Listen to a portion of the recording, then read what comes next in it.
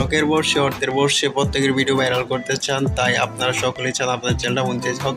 তো 1K subscriber, 4000 ঘন্টা watch time এবং ফুল মনিটাইজ প্যাকেজটা সকলেই নিতে চান। আমরা ইতিমধ্যে অসংখ্য চ্যানেল মনিটাইজ করতেছি, আপনি চাইলে অনায়াসে আমাদের কাছে সার্ভিসটি নিতে পারেন। ইউটিউব, ফেসবুক সব ওয়েবসাইট মনিটাইজ সার্ভিস নেওয়ার জন্য এখনই অর্ডার করুন মনিটাইজ প্যাকেজটি। একটা গোল্ডেন ইগলের তেল আর একটা নন্দী ব্র্যান্ডের তেল খুঁজে বার করুন কোনটা মেশানো বেশি।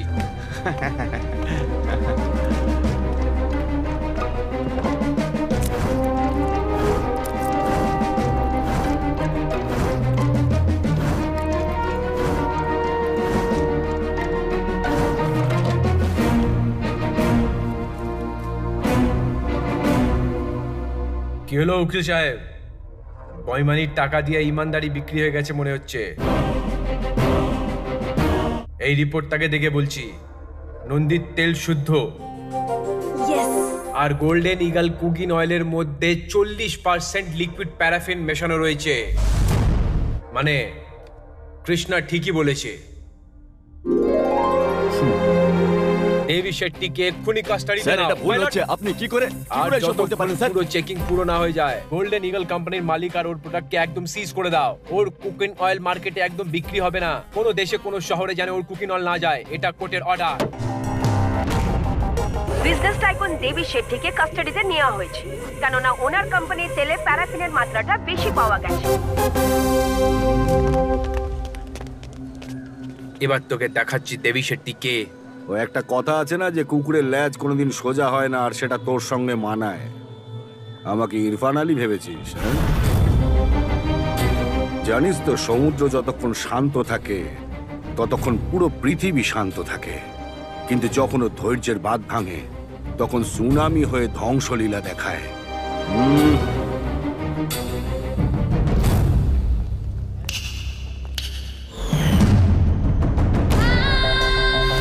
এই ক্যাডবেরি, আই লাভ চ্যালেঞ্জেস বলতিস না? যা জেলের কোঠরিতে গিয়ে এসব বলিস।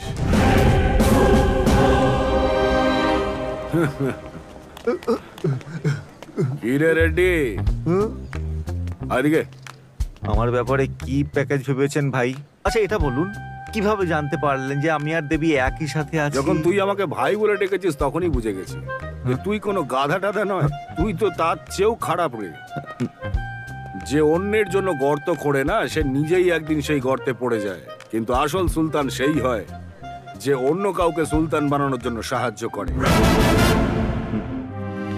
এবার আমার কথা মন দিয়ে শোন আর ভালো করে বুঝেও নে। ভিলেন যতই পাওয়ারফুল হোক না কেন, কিন্তু শেষে জিত কার? হিরোর। आया आया आया सबका है ये बॉस, शेर है देखो यारो ये है सबसे खास, सभी तो माने इसको सबसे तगड़ा boss, he's right, he's boss। এইটা হবে না, না না কিছু না। ভাই ভাই এক মিনিট কি হয়েছে? একটা জিনিস জানতে চাইছিলাম।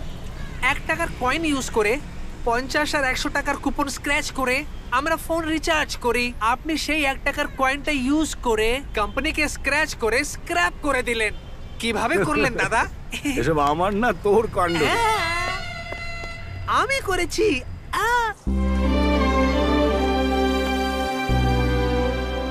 কৃষ্ণা, তুমি যেই উদ্দেশ্য নিয়ে তোমার গ্রাম ছেড়ে মুম্বাই এলে সেটা আজ পূরণ হলো। এখনো সম্পূর্ণ হয়নি দাদু, এই তো সবে শুরু হলো।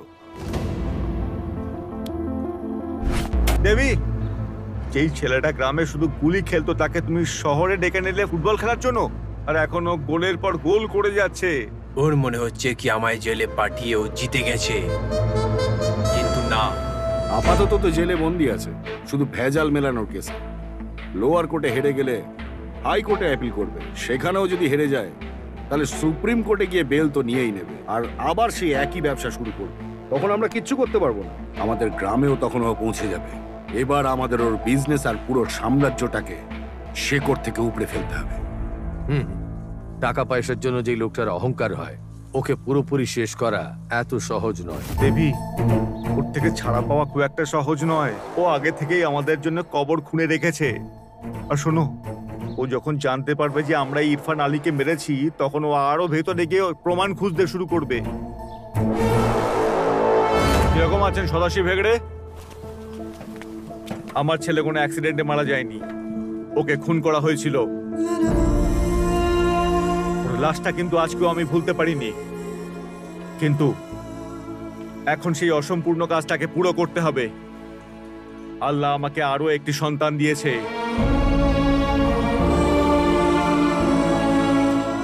আল্লাহ তোমার অনেক মঙ্গল করুক। দাদা, কি হয়েছে? দাদা, ইরফান আলীর বাবা শওকত আলী কৃষ্ণার কাছে চলে গেছে।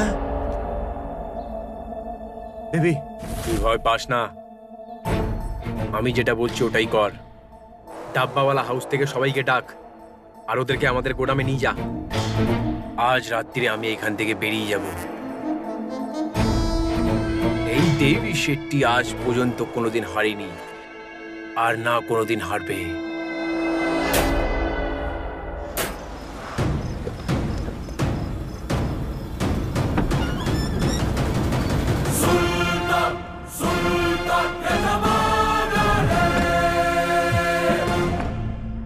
ও তো একাই বসে আছে, বাকিরা এখানে যারা ছিল গেল কোথায়?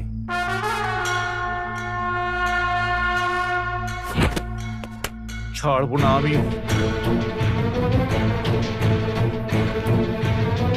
ডকুমেন্টস দিয়ে দে। এই রেড্ডি, হাতে বন্দুক নিয়ে তবুও কাঁপতে হচ্ছে?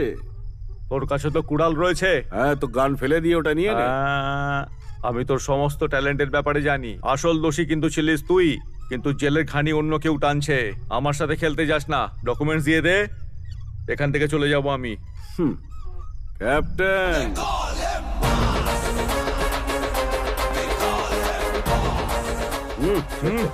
চেক কর। দাদা, এটা ইংলিশে, পড়তে পারি না।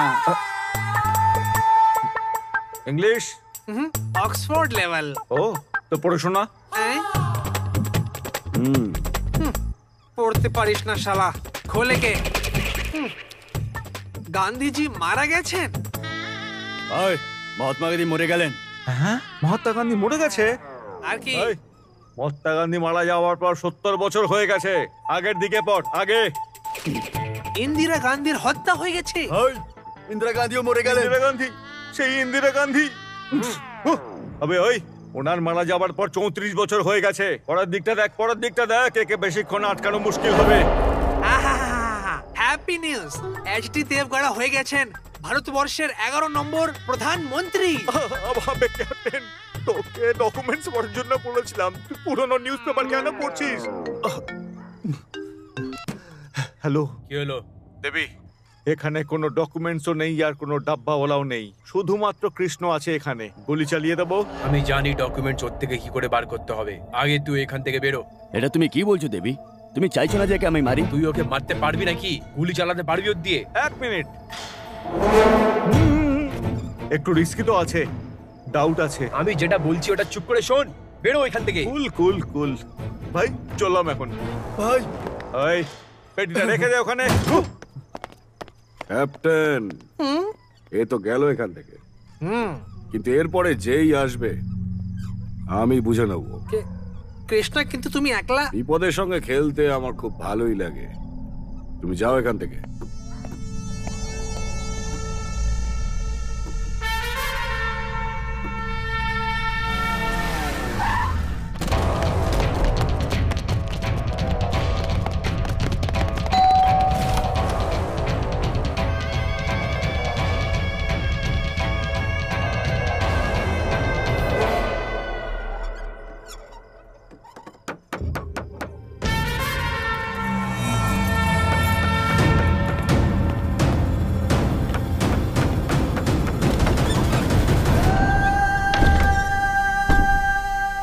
আপনাকে এখানে আসতে বারণ করেছিলাম না?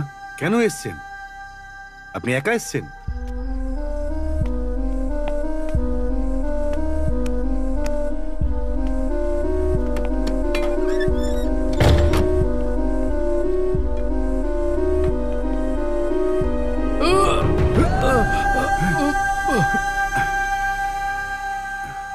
যখনই কোনো সমস্যা হয় কৃষ্ণা বাঁচিয়ে দেয়।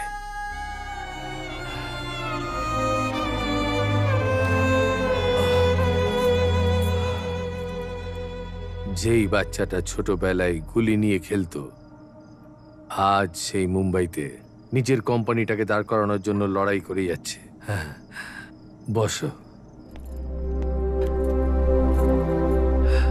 ছোটবেলায় তুমি কি বলতে? কাবেরীও আমার আর বেঞ্চ গাড়িও আমার। কাবেরীকে ছেলের বাড়ি থেকে দেখতে আসছে, এইটা তোমায় কি বলতো? কেউ একটা ফোন করে বলতো আমাকে।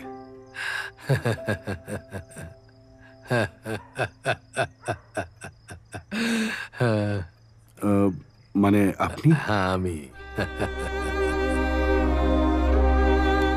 কৃষ্ণা আর কাবেরী যেন চিরকাল একসাথে থাকে, আমি এটাই চেয়েতাম। এরকম কথা কেন বলছেন আপনি? এখন শুয়ে পড়ুন, আমরা সকালে কথা বলবো। যদি আমি এখন ঘুমিয়ে পড়ি তাহলে সকালে আর সূর্য দেখতে পারবো না কৃষ্ণা। এই শরীরটাকে পোড়ানোর সময় এসে গেছে। নায়ক বাবু, এ কি বলছেন আপনি? চলুন আপনাকে হসপিটালে নিয়ে যাই। না না না, ওরা আমায় ইনজেক্ট করেছে জিঙ্ক ফসফেট দিয়ে। ইঁদুর মারার বিষ। একবার শরীরে ঢুকে গেলে হার্টবিট বেড়ে যায়, বিপি বেড়ে যায়, মানুষ বেশিক্ষণ বেঁচে থাকে না।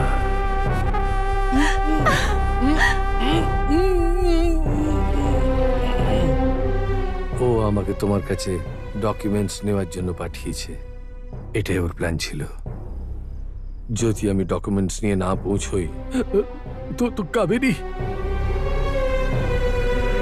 কৃষ্ণা, তুমি প্রতিজ্ঞা করো, তুমি কাবেরী আর গায়েদের লোকেদের রক্ষা।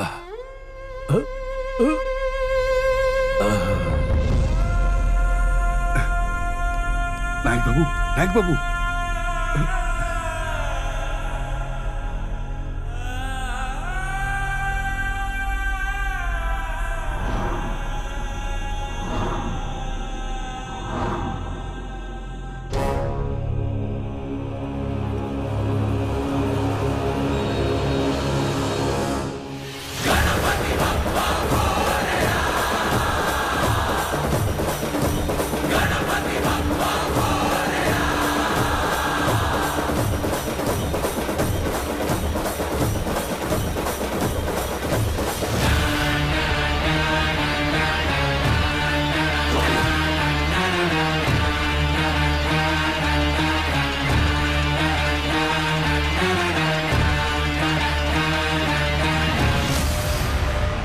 কাজ যদি তুমি আগেই করে দিতে তাহলে একটা প্রাণ বেঁচে যেত। কারণে অকারণে এদের মৃত্যুর কারণ বলে তোকেই ধরা হবে। ওই কৃষ্ণা, তুই ভেবেছিলিসটা কি যে ডকুমেন্টস এখানে নিয়ে এলে ওকে আমরা জীবন্ত ছেড়ে দেবো? এখন তো ও প্রাণে বাঁচবে না, তুইও প্রাণে বাঁচবি না।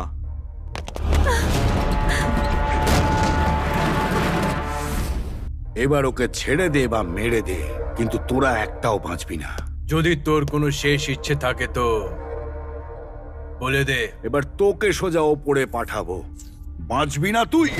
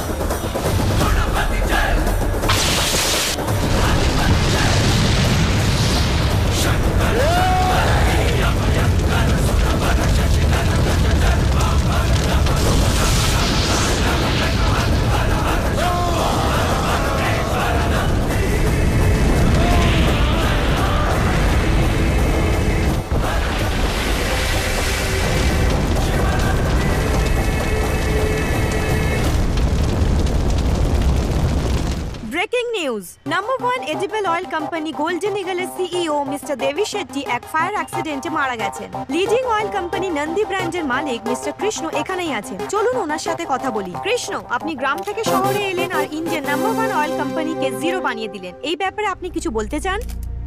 আমি একা ছিলাম না, আমার মতোই লক্ষ কোটি লোক এই শহরের আমার পাশে ছিল। তারা না কেউ এখানে জন্ম নিয়েছে আর না তারা এখানকার মানুষ। ভারতবর্ষের প্রতিটা গ্রামে চাষি, কামার, কুমোর, মুচি, দর্জি এরা সবাই নিজের পরিবারের জন্য বাঁচে। সবাই নিজের পেট চালানোর জন্য মুম্বাই শহরে আসে, কিন্তু এবার নিজের গ্রাম, নিজের আপনজন ছেড়ে তারা আধ পেটা খেয়ে এই শহরটায় থাকে।